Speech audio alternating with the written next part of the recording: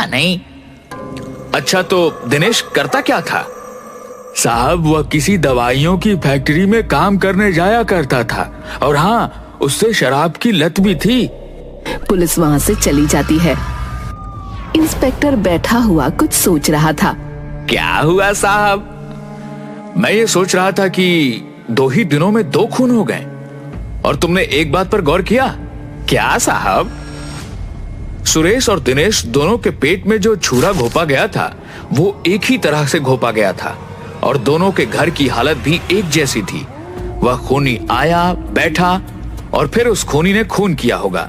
हाँ, और जैसा मोती हमें सुरेश के घर मिला था वैसा ही दिनेश के लाश के पास भी मिला। अच्छा सुनो, वह जो दोनों मोती हैं वो मेरे पास लेकर आओ।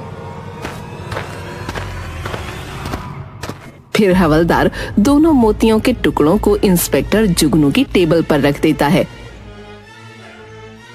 अरे, ये तो दोनों बिल्कुल एक जैसे हैं, और देखो, इन्हें जोड़ने पर जुड़ भी रहे हैं। इसका मतलब है कि दोनों का खून किसी एक ही इंसान ने किया है।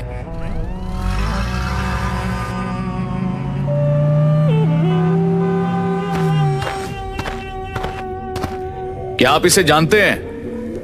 हाँ साहब, ये तो मेरी फैक्ट्री में काम करता है।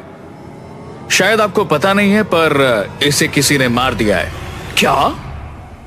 जी हाँ, बस इसी की पूछताछ करने के लिए हम यहां पर आए हैं। क्या दिनेश की यहां पर किसी से दुश्मनी थी? नहीं नहीं साहब, यहां तो उसकी किसी से कोई दुश्मनी नहीं थी। दरअसल दिनेश, सुरेश और रमेश तीनों बहुत अच्छे दोस्त थे, पर सुरेश और दिनेश पिछले कुछ दिनों से काम पर नहीं आ रहे थे। क्या यह वही सुरेश है? जी हाँ मैनेजर साहब, आपके इन दोनों कर्मचारियों की हत्या हो चुकी है। क्या? सुरेश भी? जी, हम रमेश से मिलना चाहते हैं। जी बिल्कुल। फिर मैनेजर रमेश को बुलाता है। क्या आप ही दिनेश और सुरेश के दोस्त रमेश हैं? जी हाँ, मैं ही सुरेश और दिनेश का दोस्त रमेश हूँ। तब तो आपको पता ही होगा कि सुरेश और दिनेश को किसी ने मार दिया है। जी हाँ इंस्पेक्टर साहब, मुझे आज ही सुबह पता चला। इंस्पेक्टर साहब, ये देखिए, मुझे भी कोई धमकी भरे खत भेज रहा है।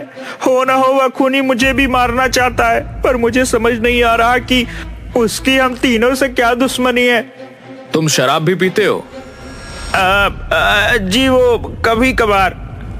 इसका मतलब कि तुम तीनों एक साथ ही शराब पीने जाते होंगे? हाँ, हम तीनों काम खत्म करके फैक्ट्री के पास वाली शराब की दुकान पर जाते थे, पर सुरेश और दिनेश दोनों ही बहुत ज्यादा शराब पीते थे। कभी कभी तो शराब के ठेके पर ही पड़े हुए मिलते।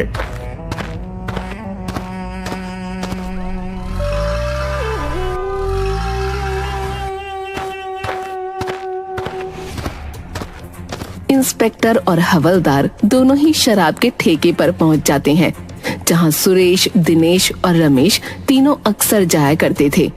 कुछ और पूछताछ करके वो दोनों वहां से निकलने लगते हैं।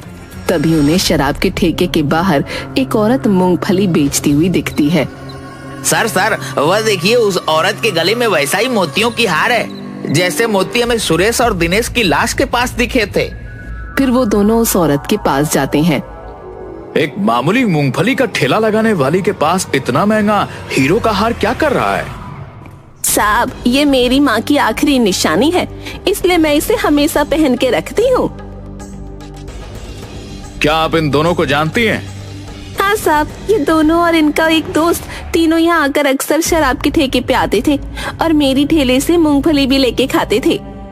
अच्छा, तो आप इन दोनों के बारे में हमें कुछ बता सकती हैं? साहब, ये दोनों और इनका एक और दोस्त तीनों मुझे बहुत परेशान करते थे। अच्छा, तो इसलिए आपसे इन दोनों को जान से मार दिया और अब रमेश को भी धमकी भरे खत भेज रही हैं? अरे नहीं साहब, मैं उन दोनों का खून क्यों करूंगी भला? और आप खत भेजने की बात कर रहे हैं, मुझे तो लिखना पढ़ना भी नहीं आता।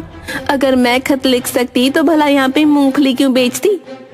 अगर तुमने खून नहीं किया तो तुम्हारी कान की बाली का मोती सुरेश और दिनेश की लाश के पास क्या कर रहे थे? बताओ, कहाँ है तुम्हारी कान की एक बाली? साहब, वो उस दिन जब मैं मूंगफली बेच रही थी उस दिन ये तीनों रोज की तरह मूंगफली लेने मेरे ठेले पे आए और मेरे साथ जोर जबरदस्ती करने लगे और मैं जैसे तैसे अपनी जान बचा के वहाँ से भाग निकली और शायद उसकी जोर जबरदस्ती में मेरी कान की बाली गिर गई होगी। मेरा भरोसा कीजिए साहब, मैंने किसी को नहीं मारा। मैं अपने बेटे की कसम खा के कहती हूँ।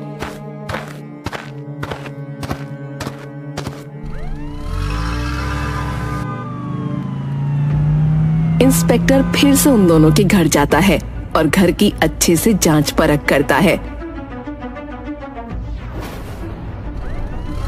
इंस्पेक्टर हवलदार को लेकर कहीं निकल जाता है। इंस्पेक्टर और हवलदार दोनों रमेश के घर का दरवाजा खटखटाते हैं, पर उन्हें वहां रमेश नहीं मिलता। वो दोनों कुछ ही दूरी पर जाते हैं, तब उन्हें रमेश भागता हुआ दिखता है। वो रमेश को पकड़ लेते हैं। बताओ, अपने ही दोस्तों का खून क्यों किया तुमने? अरे साहब, मैं क्यों करूंगा भला अपने ही दोस्तों का खून? बता, क्यों किया अपने दोस्तों का खून? बताता हूँ साहब। सुरेश और दिनेश दोनों ने ही मुझसे बहुत सारा उधार ले रखा था और दोनों ही उधार चुकाने का नाम नहीं ले रहे थे। एक दिन जब मैंने दोनों से उधार मांगा तब उन्होंने साफ साफ इनकार कर दिया। तब गुस्से में आकर मैंने दोनों को मारने का सोचा। उस दिन जब हम तीनों शराब के ठेके पर से निकले तब मैंने सुरेश को बहुत ज्यादा शराब पिला दी और उसे छोड़ने के लिए उसके घर तक गया। वह शराब के नशे में था। मैं कुछ देर वहां पर बैठा और फिर मौका पाते ही मैंने उसे मार डाला और रात के अंधेरे में मैं चुपचाप वहां से निकल गया। और ऐसा ही मैंने दिनेश के साथ भी किया। पर वह मोती, वह वहां पर क्यों रखा तुमने? वो मैंने आपका ध्यान भटकाने के लिए वहां पर जानबूझकर छोड़ दिया।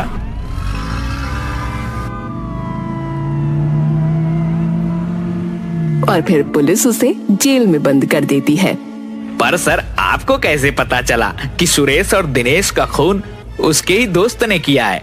जब मैं दिनेश और सुरेश के घर फिर से गया तब मुझे सुरेश के घर में सिगरेट का एक छोटा सा टुकड़ा और वैसा ही लाइटर मिला जैसा कि उस दिन रमेश के पास देखा था।